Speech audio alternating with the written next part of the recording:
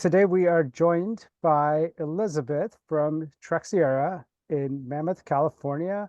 We were introduced to Elizabeth by our outdoor guide, Ben. We went on a canyoneering trip in Tucson, and Ben was like, "You got to talk to my friend Elizabeth. She's starting some really cool stuff in Mammoth." And I'm so stoked that we got to connect, Elizabeth, and have you as part of the Trip Outside platform. And thank you for joining me today. Yeah, thank you for having me. And, thanks to Ben for introducing us. And he's an excellent guide. I have a great time working with him. So Guys, thanks, Ben. awesome. So you're in Mammoth, California. How did you end up there? Are you from the area? Tell us a bit about where you're from and how you got into the outdoor industry. Wow, yeah. So no, not from California at all, currently in Mammoth Lakes, but I'm originally from New Jersey. I started sport climbing and backpacking in my early 20s when I was living on the East Coast. And then I took my first international climbing trip when I was 24 or 25 and completely fell in love with the outdoor climbing community. I actually, that trip was to Mexico for, I think, like 2 weeks, and I ended up staying in Mexico after that for 5 or 6 months. And from there, I moved to a climbing community in the Red River Gorge of Kentucky, where I lived and worked for a few years. And then I spent a few years climbing and backpacking internationally in places like Australia, Southeast Asia, Europe, and after all that, I decided to make Mammoth Lakes my permanent home. I was at the time kind of bouncing back and forth between the East Coast and the West Coast in the winter, skiing and snowboarding out here and then climbing out east.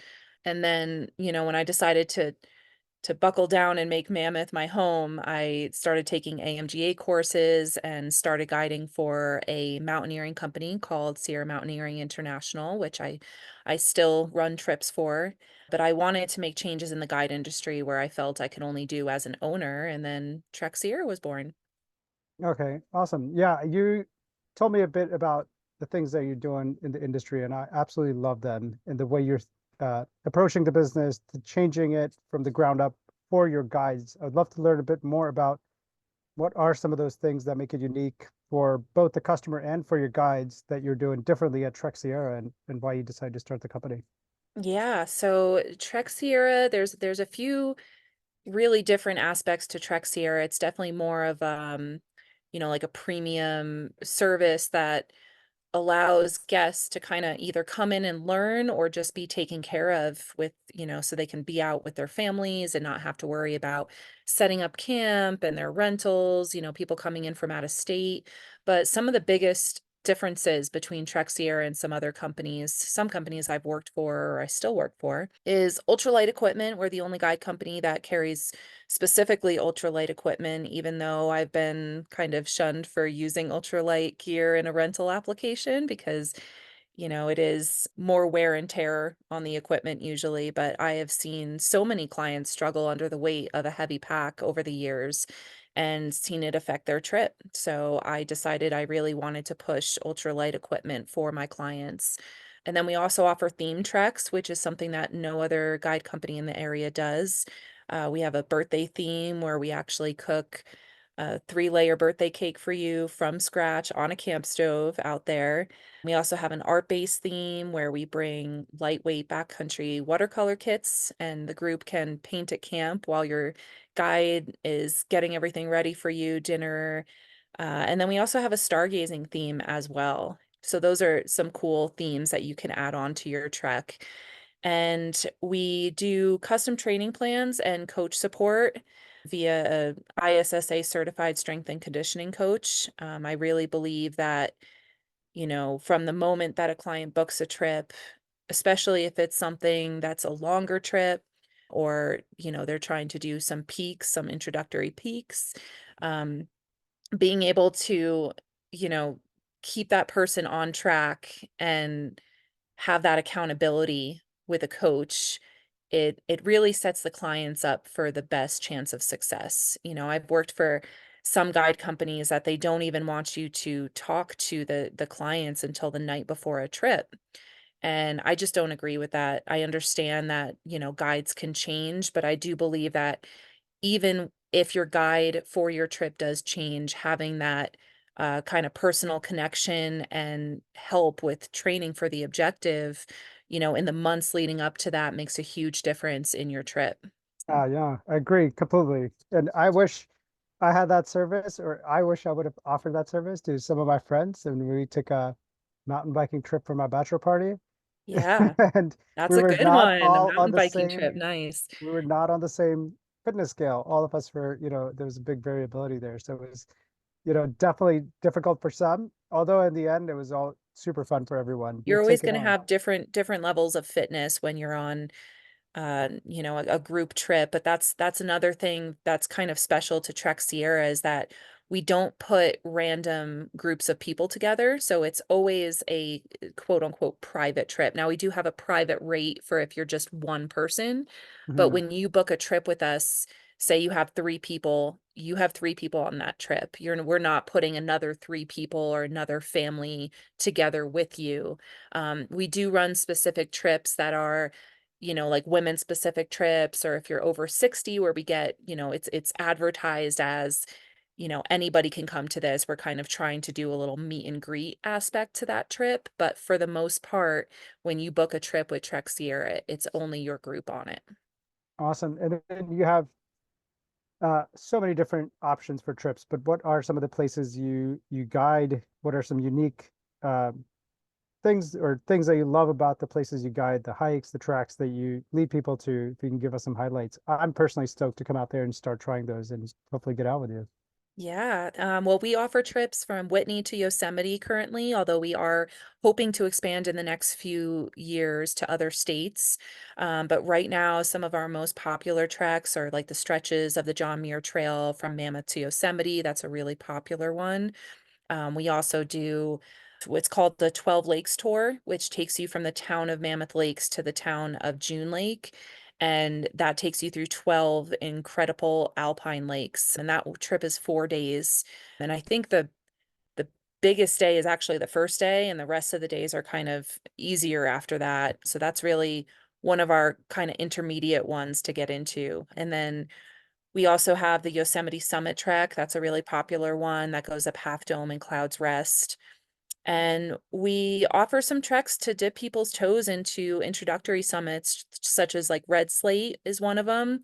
That's a 13er where you don't need any climbing equipment or anything like that, but it is, cross country travel, a little bit of hands down scrambling, but not really exposed. So you definitely want, a guide if that's your first time going off trail to keep you out of the danger zone on those type of things. Awesome. And that's such an incredible area. Like you could spend years just between the places that you mentioned and not hit everything. So Oh there's so yeah. much to explore there. And there are a couple different routes that are some of my like personal favorite loops that I've put together over the years that I'm actually advertising. So there's, the popular ones, the Yosemite, the Whitney, and then there's, some other ones like the Pioneers Trek is a trip that's from 5 to 7 days, and that kind of loops you through some different parts of the Sierra that aren't usually advertised, and also give you an opportunity to summit one or two peaks as well. So within Yosemite, so you go into the national park from the eastern side. And what are some of your favorite hikes or treks within Yosemite National Park? I think my favorite one overall is the Grand Canyon of Tuolumne. That Yeah, one, it's beautiful. It takes about 4 to 5 days, depending, on your group size and your fitness level.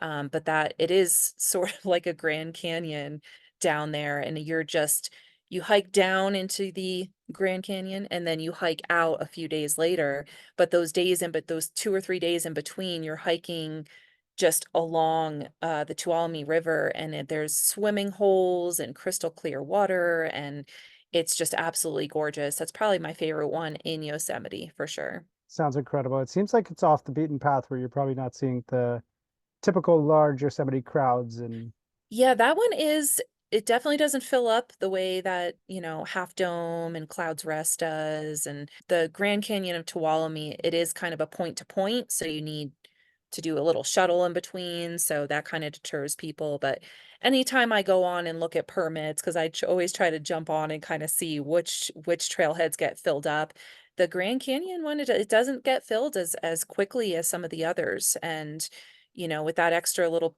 bit of solitude, it really creates, a great experience for the clients and myself. Awesome. And then Mount Whitney, do you get to camp at the summit? So Mount Whitney, for those who don't know, is it the tallest mountain in the lower 48? It Is that right? is. That is Yeah. correct. And it's in California, north of Joshua Tree, a few hours north up on Highway 395. What's included in that trip? So you get to summit the tallest peak along with Yep. the guided trip? So there is a lot. Whitney is a very special, the Whitney zone is very special. There are a couple ways to summit Whitney. There's rock climbing routes, there's the Mountaineers route, which I guide for Sierra Mountaineering International. And then as far as hiking goes, there's the hikers route, which is 22 miles round trip, I believe. That is not allowed to be guided. You cannot hire a guide to do that 22-mile trail from the portal up and then back. But there is a backpacking route from farther back, kind of the backside, and that's about a 5 or 6 day trip. So you kind of go from the backside up Whitney, and then you come back almost the same way that you came in. So that is a longer trip, but that's the only way you can actually hire a guide to do it. Okay. But then, that route specifically, again, it's not as busy as the hikers route, and it's a gorgeous section of trail in the Sierra, and the camping sections are incredible. You get to camp at all these beautiful lakes. So it's definitely an amazing part of guiding is guiding Whitney in this area for sure. Um, Absolutely. yeah. And then being able to also take these routes that are not the most popular hiking routes, which is also great. And you're on these trips, you're setting up camp almost every night, or Yep, uh, we set up camp every night, and that's something that, our guides will set up camp for you. We can teach you how to, properly set up camp and fortify your shelter and all that if you want to learn. But if you're just there like, hey, I'm here with my husband and my two kids, and I don't want I just want to kind of be back here and enjoy the atmosphere.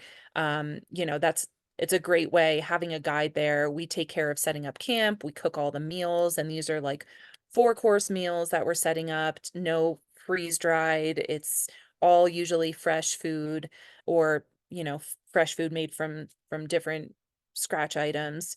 I mean, we've made, French toast and bacon back there, or, burritos, brownies, all sorts of things.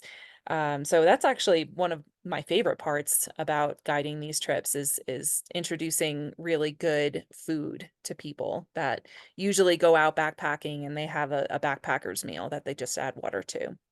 and I know that feeling because we just took a 5 day mountain biking trip in the maze that was Hmm. guided, and we typically don't do a lot of guided trips, but we got spoiled over like 5 days. It felt like, you Yeah. just got to mountain bike all day, and then you had amazing food cooked for you, not eating backpacking meals. Not that there's anything wrong with those, No, nothing but it wrong was with them. incredible. It was such a great experience because you didn't have to spend all this time cooking. You could just like sit back and enjoy the nature and the beauty of things that were around you. Yeah, absolutely. And people, they kind of when they think of a guide going out and cooking for you, they don't really think much of it, but it's usually about 4 to 6 hours for a group, like that's 4 or 5 people. It's usually about 4 to 6 hours of cooking each day between breakfast and dinner. And that's with like, you know, cleaning up and breaking down camp. And it is a lot of camp work that your family or you just don't have to worry about when you go out with a guide. So there's definitely the pluses to going out with a guide and handling all those logistics. Yeah, absolutely. And it's great that you get to learn too. It's not like, you do have the chance to do yourself an actually good intro to backpacking in a way if you wanted to use Yeah, that. absolutely. And all of our guides are AMGA trained. We're all wilderness first responders, so we can handle a lot of instruction because we have learned a lot ourselves. And I Yeah. really do think that that's what guiding is. It's just a circle of mentorship. And that's why I wanted to become a guide. I wanted to mentor others the way others have mentored me. And there's just things that you can't just learn from YouTube videos when you're out in the backcountry. Yeah. You got to get out there, spend time together, connect at a human level. And that's, yeah, it's the best way. So what's the time window? I know you can get a ton of snow in the mountains. When do you start leading trips, and how long does the season typically go? What are the best For times of year? backpacking, for mountaineering, we start, I mean, we're doing mountaineering trips right now. I'm not myself, but we can for mountaineering trips we start really early, but for backpacking for Trek Sierra specifically, June through October is our season, and the best months are definitely July and August for backpacking. And it really just depends on the snow levels and how much snow we've gotten over the winter. Last year was the most snow recorded in history in the Sierra, and there really wasn't a backpacking season until August, just because the snow was not melted out. This year, it's not looking to be anywhere near the same, and we're probably going to be starting to run trips in June, some lower elevation trips. But I always tell people July and early August are definitely the best as far as, if you're doing a lot of travel to get here, you won't have to worry in those months. You usually don't have to worry about the snow, and then you also don't usually have to worry about fires until usually September. If it is a low snow year, that's kind of the flip side of that. If it's a low snow year, we have more fire risk in the later season, which is September. And if it's a high snow year, we just can't start trips until later in the season. So I usually tell people July and August are the safest bets for sure. Okay, cool. And then you do have, a huge variable list of tours you could do, but fitness level wise, is it for, beginners? Do you have to be an advanced hiker in order to join one of your trips? Like, how do you think about fitness level and helping people pick the right trip? Yeah, fitness level is an interesting one for sure. I would love to say, oh, you don't need any fitness at all, or yeah, you have to be super fit. Honestly, it's somewhere in between those two. Depending on how many days of the trip and its objectives, a 2-day trip. I mean, I've gotten plenty out of seemingly out of shape clients to the summit of Whitney. And I've also had very fit athletes get altitude sickness and have to leave the trail early. Right. So, I mean, overall, a shorter 2-day trip will certainly take less physical preparation than, say, one of our 4 or 5-day trips with a summit attempt. Um, what I will say is that starting this summer, Trek Sierra is offering custom training plans based on your level of fitness and those biweekly Zoom meetings for coach support. Because, like I said, that just sets up our clients for the best chance of success. And, just that accountability really helps, I think. And that's all free. That comes with a booking as long as you're booking 2 months or more out Oh, from that's awesome. your trek.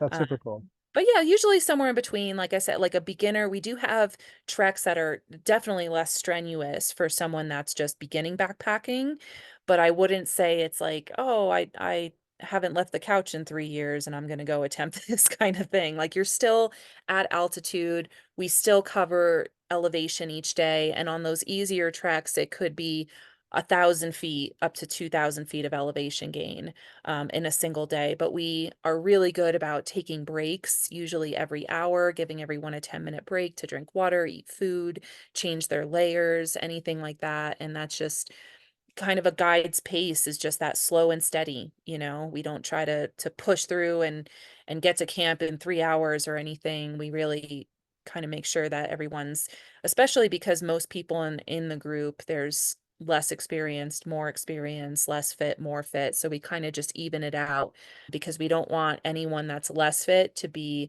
struggling to keep up or burning themselves out. Well, it's great when having private trips probably really helps, where you know Yes. what you're getting into with your group, you know your group already. So Yep. you've hopefully 100%. worked through a lot of that in advance. Yeah. So let's talk a bit. I'm actually interested in your lifestyle, living in Mammoth. What are some of the outdoor activities you like to do while you're living there, summer, winter? Give us all of it. Yeah, so it's winter here now. We've got snow on the ground. Usually during the winter, I kind of go back and forth between doing weight training in the gym to kind of prepare my knees for the summer. That's super crucial for me, because the one of the biggest things I lessons I learned when I moved out here is the rockiness of the Sierra can really get to your legs and your knees if you don't train properly. So you really need to train those knee stabilizer muscles and everything that goes along with, being in the mountains out here, because it's all unilateral motions. You're doing things one leg at a time. So it's not as simple as people coming in and being like, "Oh, I squat and deadlift at the gym." It's like, "Well, how good's your balance on one foot with on like Right. loose rocks, you know?" So I'll usually be in the gym during the winter, and then the other half of the time I'll be snowboarding or touring in the backcountry. Now, as soon as we start transitioning into spring, I usually start running. I'm a runner. I started getting into ultra running a few years ago, and I actually have some races set up for this fall, actually, that I'm pretty excited about. But really, Mammoth Lakes is, and just this area in general, is like the mecca for outdoor recreation. I was a climber first and foremost when I moved here, and I still, do more technical rock climbing, but there's just my hobbies are so spread out now because there's so much to do here. Our ski resort turns into a downhill mountain biking park, which I'm a runner, not a biker, but all of my friends, they're downhill mountain bikers, and they love the resort in the summer, and there's tons of trails, single track trails for running, trail running, mountain biking. And there's also a lot of leisurely activities here. You can drive up to a lot of the lakes here. There's like Lake Mary and Horseshoe Lake you can drive right up to and spend the day at. And then we also have tons of festivals in the summer, like Reggae Fest and wine festivals and concerts. So living here is really it. It's amazing. I love it here. It's definitely it was a huge adjustment coming from the East Coast originally. Just, the rocky, dry, arid Mhm. environment compared to, the humidity I was born in. But I definitely like you were saying, the Sierra, it's a lifetime of adventures. You can be here for 3 lifetimes and not even go halfway into the mountains here because there's just so much to cover for all ability levels. You can be an expert pro level climber or just someone starting to get into peak bagging, and there's just something here for everyone. That's amazing. Yeah, adventure overload is real.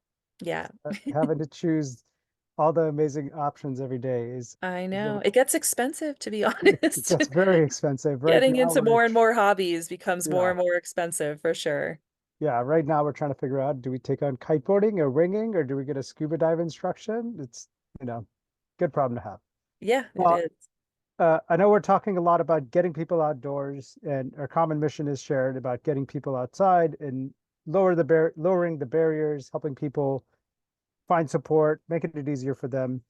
But as we add more people to the backcountry, as we introduce more people through the process, I know you're Leave No Trace certified. Can you share some tips with you about issues you see in the backcountry with increased visitation, and how can we work towards recreating responsibly? And what are some common, quick, small things that you see out there that we could all do better to make sure that with our increased visitation, that we're not creating more problems and we can protect our outdoor spaces for a long time? Yeah, I mean, practicing leave no trace is such a huge one. Definitely, packing out all garbage and micro trash, and a lot of people don't realize that does mean your toilet paper. A lot of people will try to bury their waste and then they'll just put their toilet paper on it, but you can't, it's so rocky out here. You can't dig too deep. Yeah, it takes a lot of work to get that hole. So to be honest, like when I'm in really, kind of rocky environments. And this is mandatory in the Whitney zone. But even in other areas, I'll bring a wag bag and I'll hike my waist out. It's something that we as guides on Whitney, we do all the time because we're so used to, being back there.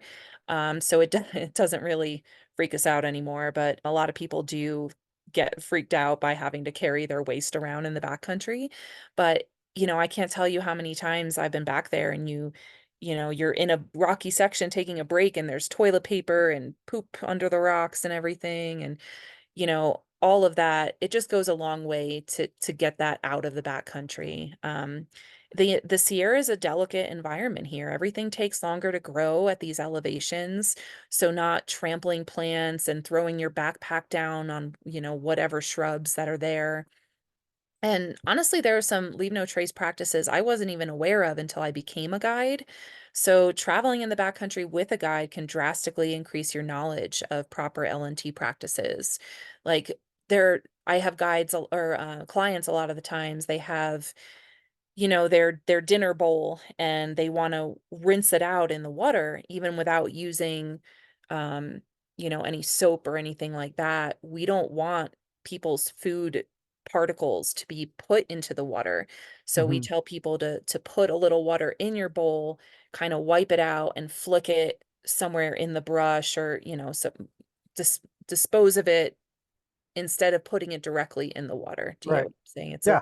No, hard. there's so many small details about how to get rid of gray water and digging the proper hole and understanding. And I think that's a huge value that if you're not familiar with backpacking in the wilderness, take a guided trip, take a short one, or go through a process to understand that before you find yourself either overwhelmed by having to make those decisions and knowing what the right thing is, or yeah, definitely take leave no trace training. We leave a link to that in this podcast and show notes, but it's easily available on our website.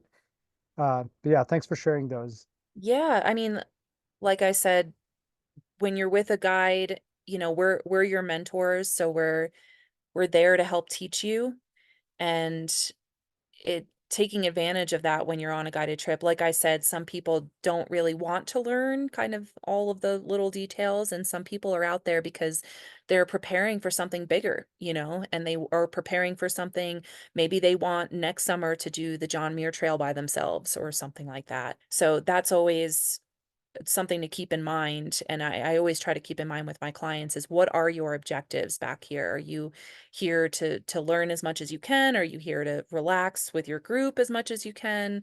So that also goes a long way. And as far as, leave no trace goes, you can learn a lot from your guides, especially those little things that people don't normally think of. But yeah, there's definitely a lot of impact out there as the trails get busier. And I think that especially with wag bags, like packing your human waste out, that is going to become more mandatory in the years to come in a lot of different Absolutely. areas in the Sierra.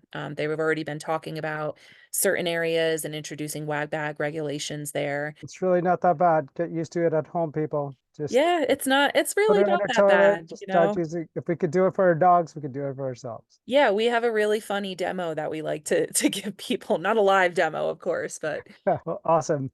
Elizabeth, one last thing is you're spending so much time in the wilderness. You're going out in the wild. Obviously, made a whole life out of it. What is personally for you? What is the impact that it has on your life being in the outdoors? What do you love about trekking and camping in the wilderness and being outdoors? oh, there's a lot. There's definitely a lot. I think the simplicity of it, everything sort of slows down in the backcountry. All the noise going on in your normal day-to-day life just kind of falls away, and you're just focused on the task at hand. And, those simple tasks that you kind of take for granted when you're in the front country in your own home, like washing your underwear, or washing your dishes, or setting up your shelter, things like that. They teach you a lot. The mountains have taught me more about myself than I think anything else in life. I mean, apart from my mother, don't We can't won't knock send her. this to her. Yeah. But even just being in the mountains, you don't have to be necessarily climbing a mountain, but just being there just teaches you a lot about your limitations, how you can handle adversity, and how to improve on those things mentally as well as physically. And the views aren't bad either. Right. Yeah. And the views, and then being able to adapt. And on top of all that, nature can be different every single day. So being able to Yeah, work absolutely. through I mean, all you that. get weather coming in, you might have to change your route a little bit. Just how to deal with things when they're wet. That is one of the biggest things that you'll learn when you spend a lot of time on trail, is just how to keep yourself dry, your systems, your layering systems, and you know, just kind of taking in little things, of course, that you kind of rush by in your day-to-day life, like critters coming into your camp and just being curious that you're there, and things will make you smile a little bit more when you experience them after 3 days of hiking in the wilderness than they would normally just getting home from work, I guess. Well, I absolutely agree on all those. And it's so good to share that with you. And thank you for sharing that personal side of your passion for the outdoors. Absolutely love what you're doing with Trek Sierra, helping people get outdoors, helping people get out uh, safely, comfortably, and have a great time while they're out there with all of your packages and special things that you do to make it more fun, easy, and safe for everyone to get outside. Oh, Is there anything that you'd like to add that I missed? yeah, you just reminded me of something. So one of the new services that we're actually offering is the through hiking service. It's a JMT slash through hiking support package. So a lot of guide companies will offer portering for, people if they need a resupply drop off when they're doing a through hike. Just so people know, you are legally not allowed to just hire anyone to do that. You have to have a commercial use authorization permit to be able to porter into the backcountry because you're technically doing business on that land. But what we're offering at Trek Sierra now is kind of a more extensive through hiking support package. So it does include a porter for your resupply, but it also includes your custom itinerary for how long that you're doing the trip with, custom daily maps and elevation profiles. Another service is meal preparation. So we'll actually shop for you and put together your meals and separate them by day for your resupply. And also rentals. We're also offering rentals for people that are maybe coming in out of state or they're flying in from out of the country and want to do this trek, but they don't have all those top of the line, equipment, and they're looking to rent for longer, extensive periods of time. We're having a daily rate for our rentals, just for that service. So that's something Fun. new that we're doing this year, and we've already gotten a ton of inquiries as far as itineraries and porter resupplies. So that is a good one that we are starting this year. I'm pretty excited about it. Yeah, that's incredible. So you can hike the John Muir Trail, get full data on where you can camp, what parts, and then also on top of that, get support. And you can get all these individually or the whole package, I assume. Exactly. Yeah. Awesome. That's huge. That's a great thing that you're offering. Yeah, and then one last thing I'd like to mention that we're trying to raise awareness of is just the guide industry pay standard. So, in my experience and from guides that I know all across the country, guides are definitely underpaid for the amount of work that they do. If you look at the work that a guide is doing, and especially putting themselves in the elements and daily hazards and having everyone's safety on them. If you break down a 24-hour day, because guides don't clock out, I've had to wake up in the middle of the night and hike a client out because they had altitude sickness. But just for everything that guides subject themselves to and how hard they work throughout the day, most guides make less than minimum wage just on a daily rate, but that daily rate is covered for the whole 24-hour period that they need to work. So what we at Trek Sierra are trying to do is raise the daily rates to well above the industry standard and not raise our trip prices because of that as well. So I think that I'm hoping that it's, just one piece of the puzzle because, guides are being forced to take more AMGA courses now as of 2022. It's becoming more mandatory for guides to have AMGA certifications in the field that they guide, which, you're going to be hard pressed to find anyone object to that. It's something good, and we're excited about that. But there's also no financial help on the other end. There's no scholarships, and each of these courses costs $5,000 to $10,000 out of pocket for these guides. So trying to raise the pay standard in the industry is something that is one of the things I'm set out to do as an owner of Trek Sierra. That is amazing. And thank you so much for remembering to bring that up and ensuring that it's such incredible hard work and you're not getting insurance benefits most of the times. You're not No. getting 401ks. This is really difficult No. physical work and mental preparation and communication. You're dealing with different personalities and the amount of, like I said, investment that you have to put in to be able to do this work. Yeah, It's most very people train expensive. for Um, for years, decades to be able to guide in certain terrain. And you're right, when people are stressed out in the mountains, they're tired, they're hungry, you're dealing with all sorts of personalities, some good, some bad, but you have to kind of be the calm composure of the group.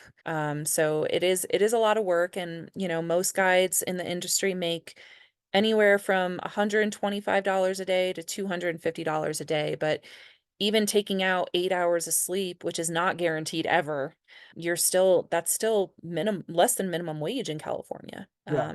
So And it's there are a lot seasonal, of so you're not able to work all exactly. year. It's weather Yep. dependent. And like you said, no Yeah, benefits, no health insurance, that no 401k. This is kind of we're trying to move things in the right direction with guides absolutely. because I do think that guiding is still, especially since the big outdoor recreation boom of COVID, there's a lot of people going into the backcountry that don't have enough experience, and we're trying to keep people safe out there, and that's a huge weight on people. Our guides are, very trained and have committed their entire lives to keeping people safe in the backcountry, but it comes at a cost for sure.